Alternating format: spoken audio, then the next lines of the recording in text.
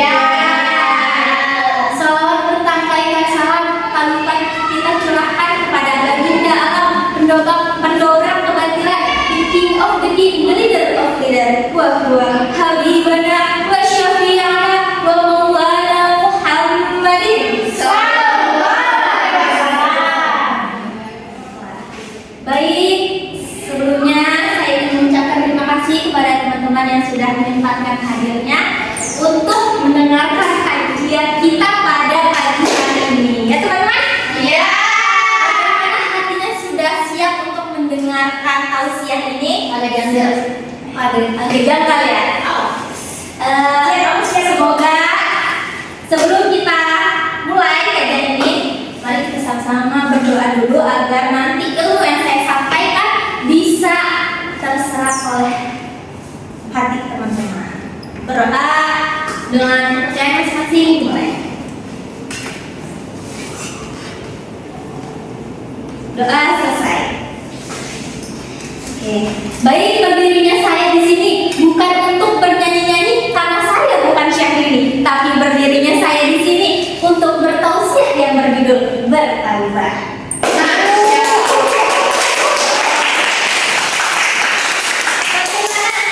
Dengan judul kita pada pagi hari ini. Masya Allah. Hatinya udah siap menerima? Insya Insyaallah ya teman-teman ya. Kita harus bisa menerima apa yang nanti saya sampaikan. Oke, saya sebelum ke tema, saya ingin bertanya pada teman-teman. Apakah di sini teman-teman ada yang tidak punya atau tidak memiliki dosa? Angkat tangan. Tidak ada. Semuanya memiliki dosa.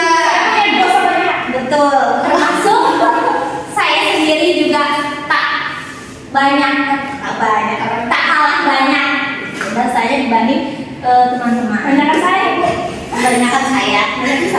Tapi teman-teman, walaupun kita ini banyak sekali dosanya, kita tidak boleh bangga menjadi ahli. Jadi ahli apa? Ahli neraka. Ahli apa lagi? Ahli maksiat. Kita tidak boleh bangga, teman-teman. Walaupun kita ini memang banyak sekali ya sebagai manusia terluput dari kesalahan, dosa-dosa yang sering kita lakukan gitu. Terluput dari semuanya. Yang saya dengar dari podcast Habib Ja'far, beliau mengatakan katanya Nabi Musa itu pernah disuruh cari orang yang paling jelek atau makhluk yang paling buruk di muka bumi ini gitu. Dan kata beliau Nabi Musa cari-cari gitu, nggak ketemu karena udah pasti yang paling buruk dan paling jelek itu adalah diri kita sendiri. Maksud dari perkataan tersebut bukan berarti kita itu sebagai manusia adalah paling jelek dan paling buruk di mata Allah. Tetapi supaya kita itu tidak merasa lebih baik dibandingkan orang lain, gitu. Supaya hati kita tuh sadar gitu bahwa yang paling jelek itu sebenarnya diri kita sendiri gitu, sebelum kita menjudge orang lain di depan kita misalnya. Walaupun orang yang di depan saya ini misalnya ahli maksiat dan saya juga termasuknya gitu. Walaupun teman-teman kita banyak sekali dosanya ya, Allah itu Allah itu selalu membukakan pintu taubat yang sebesar-besarnya buat hamba-hambanya yang Ia cinta. Sebesar apapun gitu. Iya. Karena dalam firman Allah di surat Al-Baqarah ayat 222 yang berbunyi Bismillahirrahmanirrahim, Innallaha yuhibbut tawwabina wa yuhibbul mutatahhirin. Yang artinya sesungguhnya Allah menyukai orang-orang yang bertaubat dan menyukai orang-orang yang menyucikan diri. Nah, dari situ saja gitu, Allah itu selalu memberikan kita pintu taubatnya, selalu memberikan kita petunjuk gitu untuk selalu kembali gitu. Walaupun kita ini ahli maksiat, sering melakukan dosa gitu kan, berulang kali, terus-terusan udah mencoba buat taubat tapi terjatuh lagi gitu. Saya izin cerita boleh? Saya izin cerita tentang pengalaman saya yang mungkin bisa jadi pembelajaran bagi teman-teman yang mendengarkan ya. Anggap saja ini untuk pembelajaran teman-teman, bukan berarti saya ini so suci atau so gimana gitu. Jadi ada katakanlah saya berbuat dosa gitu. Nah, dimana saya ini mau bertobat gitu, tapi saya ini sering sekali terjatuh, walaupun terjatuh tapi bangkit lagi, terjatuh lagi, bangkit lagi. Kan capek ya, teman-teman ngerasain nggak sih kayak gitu? Rasa kayaknya usaha kita buat bertaubat tuh sia-sia gitu. Pada akhirnya saya itu merasa capek, kayak ya Allah gitu tuh. Saya berdoa di waktu sholat saya berdoa seperti ini. Ya Allah, tolong kasih saya jerak yang buat saya itu berhenti dari dosa tersebut. Pokoknya apapun ujian itu gitu. Pokoknya yang bikin saya itu jerak gitu dalam dosa tersebut. Dan nggak lama dari itu, setahun atau 2 tahunan gitu ya, saya kayak DM gitu. Ujian itu langsung ditunjukkan kepada saya, dan itu membuat saya jerak. Nah mungkin ya dosanya teman-teman gak perlu tahu ya, karena hanya saya dan Allah saja yang tahu. Nah dari situ aja kita tuh walaupun sering terjatuh terus bertobat lagi tapi kembali lagi, kita tuh jangan pernah menyerah gitu, karena kita itu hidup di dunia itu emang selalu harus berjuang gitu, berjuang dalam hal apapun gitu. Ya walaupun tadi kan saya udah dapat gitu, ya walaupun ujian itu membuat saya pertama trauma gitu, terus tapi di sisi lain saya itu merasa bahagia gitu, karena dari ujian itu saya bisa menjadi diri saya yang sekarang gitu kan. Kita itu harus bisa mengambil hikmah dari apa yang ujian yang Allah kasih ke kita ini.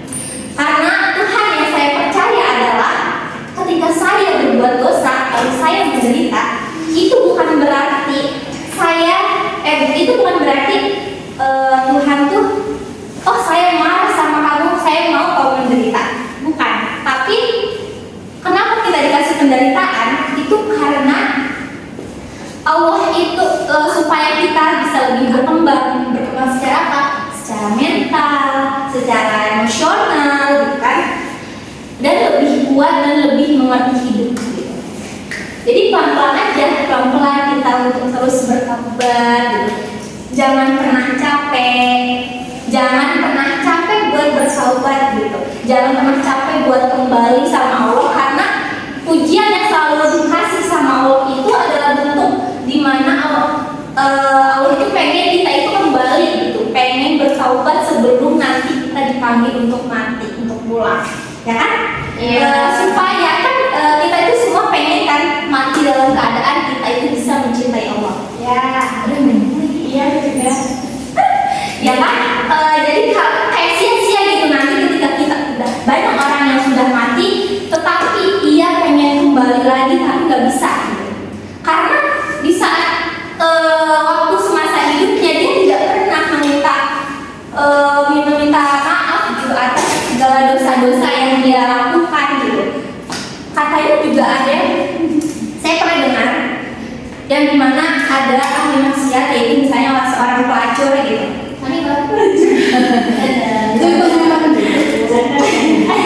Ada seorang pelacur yang dimana pasti dia seringlah melakukan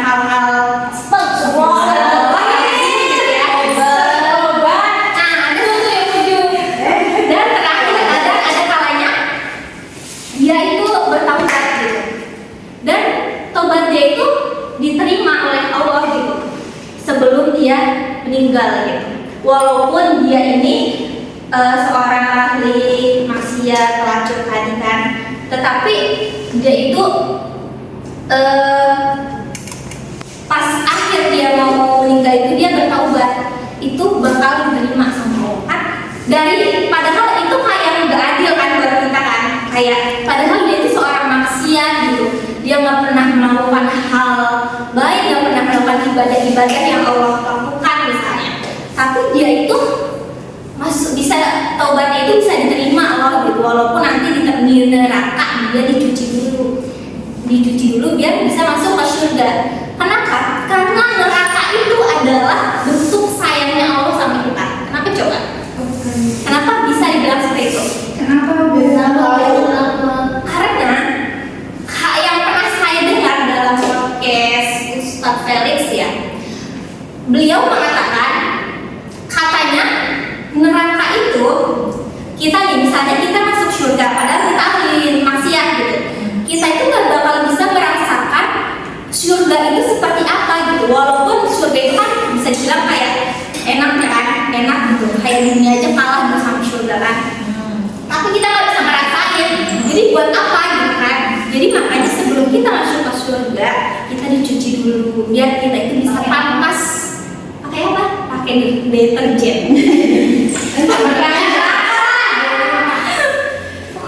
Ini dosen banget, padahal lagi kajian ya. Emang kajian neraka dulu baru tahu. Kamu aja nih. Nggak boleh seperti itu. Astagfirullah. Iya. Ya. Saya lanjut ya. Iya. Oke. Jadi pelan-pelan aja kita bertobat. Karena ini itu bukan perlombaan, karena ini bukan tentang siapa yang sampai di finishnya. Tetapi ini adalah ini bahkan bukan tentang sampai di garis finishnya, tapi ini tentang proses.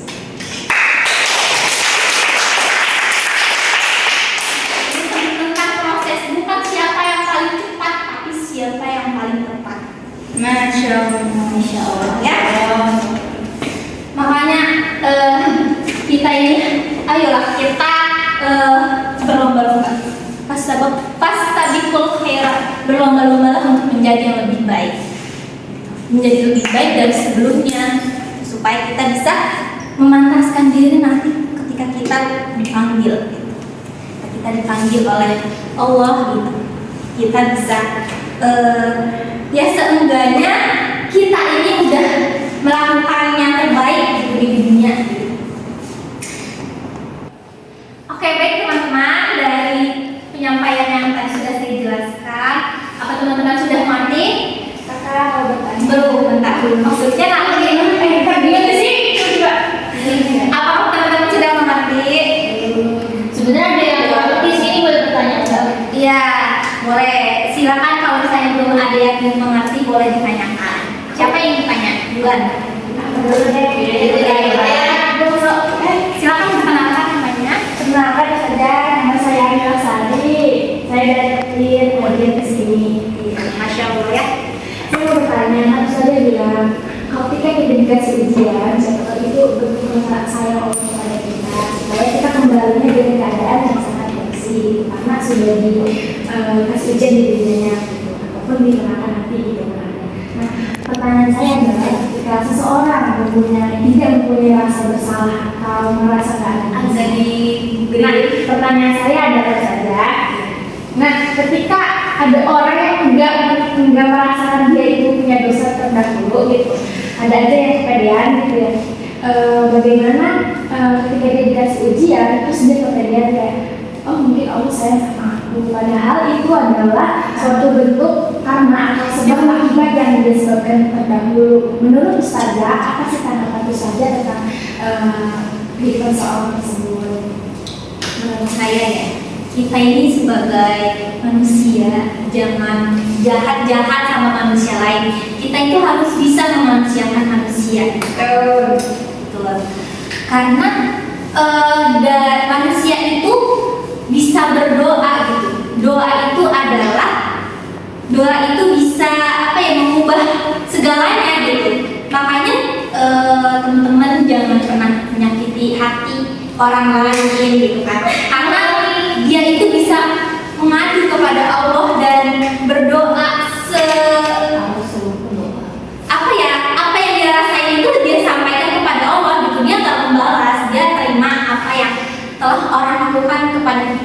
dengan lapang dada. Dan itu adalah hadiah yang Allah kasih karena kita udah bisa menerima dengan lapang dada. Makanya Allah yang balas perbuatan orang yang menyakiti itu. Misalnya kamu yang menyakiti hati aku, Allah balas perbuatan kamu ke aku dengan lebih jahat lagi daripada kamu melukai aku, menyakiti aku. Seperti itu. Oh, berarti kita tuh nggak boleh. Berarti kita harus sadar dulu dong. Iya. Misalnya kita dikasih ujian, bukan berarti bentuk sayang dari Allah juga. Tapi kita juga harus tetap seuzon kan sama Allah. Gitu. Mungkin ini adalah cara Allah untuk membolak-balikin hati saya gitu supaya saya menyadari kesalahan saya di masa lalu dan saya meminta maaf kepada orang tersebut dan saya melanjutkan hidup dengan positif kepada Allah. Itu biasa saja. Iya, betul sekali Anila. Untuk kita itu bisa mempelajari kesalahan-kesalahan kita. Benar seperti yang Anila katakan tadi. Gitu. Sama-sama. Ya, yang lain ada yang tanya? Ya boleh. Sahabat biar kita tetap istiqomah terus kayak biar jangan sampai ulang lagi gitu. Susah soalnya. Sebelumnya perkenalan dulu Ya, pertama nama saya Darah Sawadana, aka Jipan Ara dari Tangerang. Oke, sama saya juga dari Tangerang. Oke, sebelumnya saya ingin mengucapkan terima kasih pada Azara yang sudah bertanya. Saya ingin menjelaskannya. Jadi, bagaimana sih cara kita buat istiqomah gitu ya? Istiqomah. Jujur ya, jujur ya enggak. Jujur saya juga sedang ada di posisi ini gitu, dan saya sedang memperjuangkan itu gitu. Walaupun saya sering tertatih-tatih, apa ya, iya gitu, sering jatuh lagi dan tadi, karena itu adalah udah jadi kodratnya manusia, udah jadi sunnatullahnya manusia gitu. Emang manusia itu pasti imannya naik turun gitu. Tapi bagaimana cara kita untuk apa? Untuk menjaganya gitu, untuk memperjuangkannya gitu kan. Susah kan? Saya juga susah gitu memperjuangkannya. Nah, saya pernah dengar dari Kadang Sidik gitu ya. Beliau di podcastnya pernah mengatakan katanya kalau kita pengen istiqomahnya tuh tetap berjalan gitu, walaupun ya kita berbuat kesalahan lagi, tapi kita bisa kembali lagi gitu. Bukan berarti kita istiqomah terus kita berbuat kesalahan itu lagi, bukan berarti taubat kita yang istiqomah kita yang kita lakukan itu gagal gitu. Bukan berarti seperti itu. Tetapi kan ada kalanya iman kita itu bisa melemah gitu. Nah, bagaimana caranya?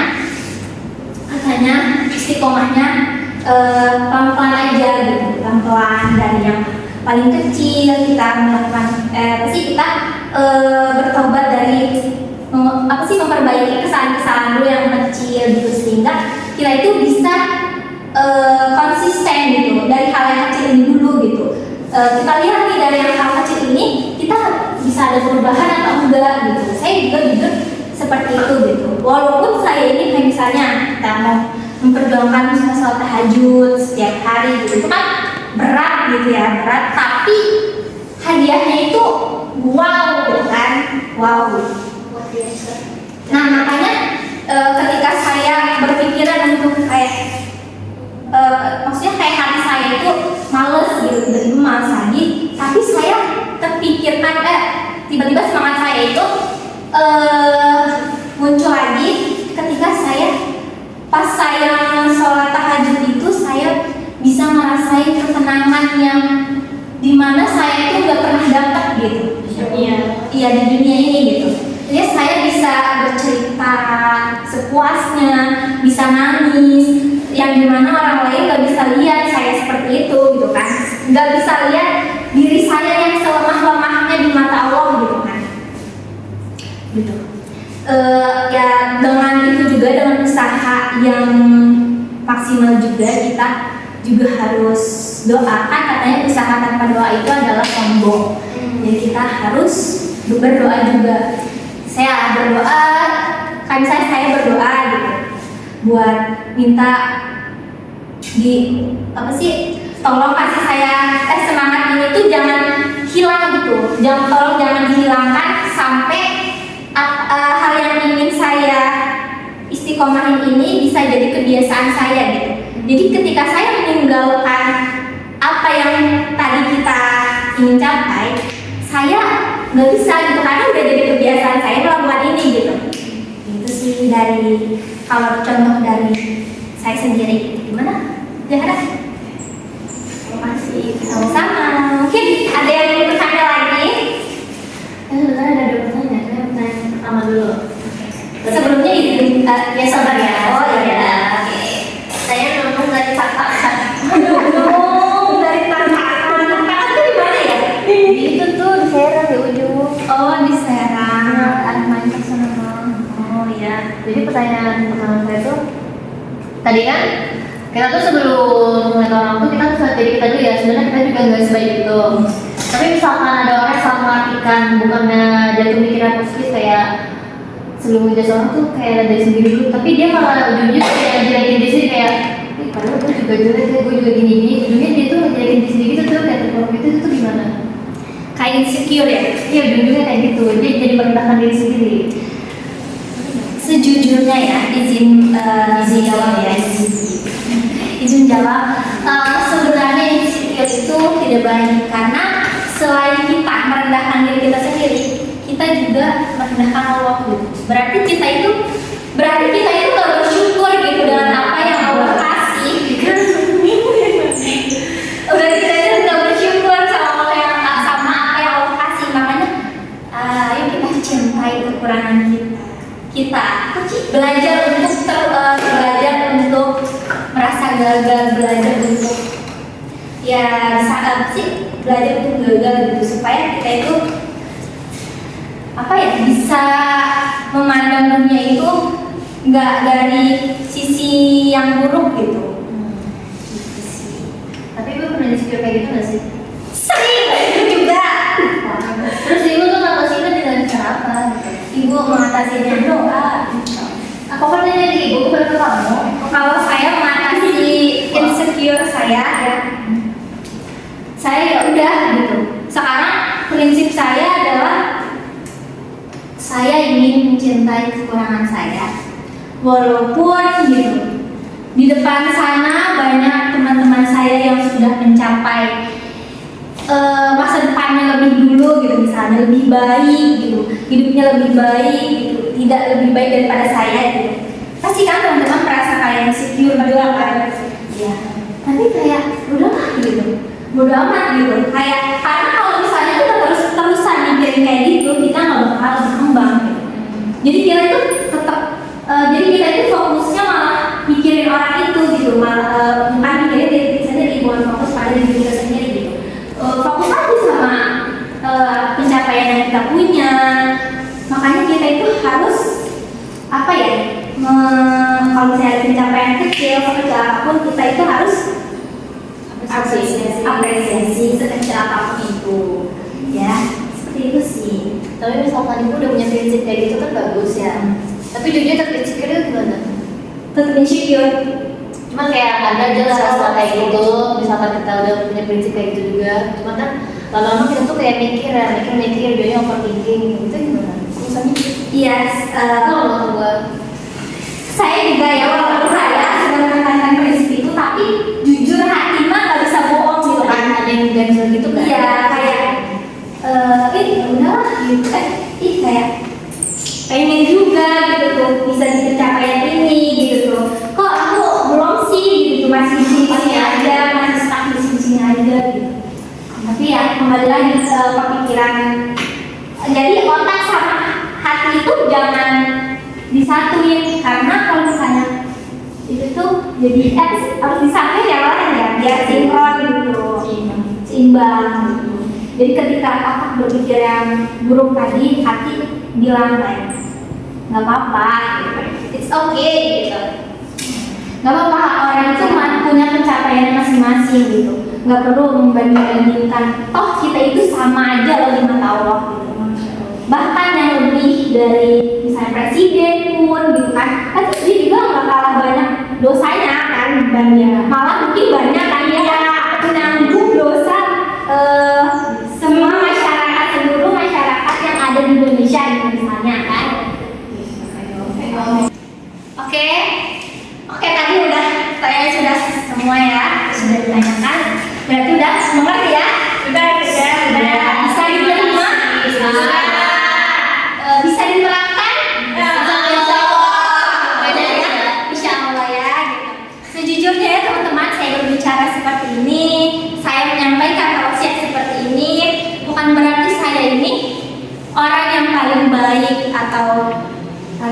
alim gitu. Bukan sok suci juga, cuma saya kenapa saya ingin menyampaikan tausiah ini karena kayaknya ini tuh lagi relate banget nih di diri saya gitu. Jadi ketika saya menjelaskan ini, saya tidak menguasai apa yang saya sampaikan gitu kepada teman-teman gitu kan. Terus juga apa yang saya sampaikan kan bisa menjadi pahala bagi yang mendengarkan dan bagi saya yang menyampaikan gitu kan. Betul? Sebelum saya tutup, saya ada sebuah lagu. Lagu yang sangat relate dengan apa yang saya sampaikan ini. Pasti teman-teman tahu lah ya, lagu Wali. Tahu kan lagu Wali? Apa judulnya? Ingat mati. Iya itu. Ikutin ya. Apa ya depannya? Dan oh ya, 1, 2, 3. Dengarlah hai sobat, saat kau maksiat dan kau bayangkan ajal mendekat, apakan kau buat, kau takkan selamat, pasti hidupmu habis dan tamat. Bukan ku sok taat sebelum terlambat, ayo sama-sama kita tobat. Lagi ya?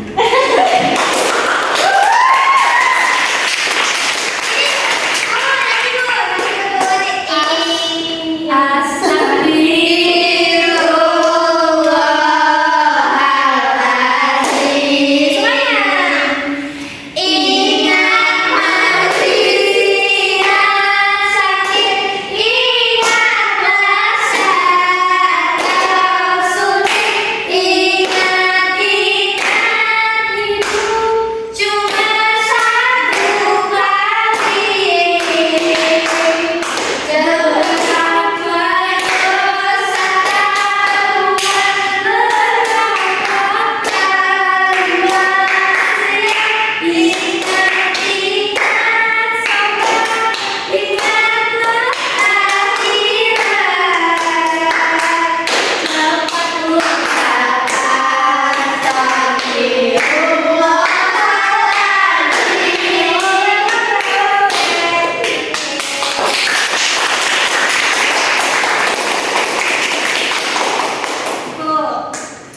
Sangat menarik bukan? Pada pagi hari ini, semoga bisa diterima ya oleh teman-teman semuanya. Oke, mungkin hanya itu yang dapat saya sampaikan.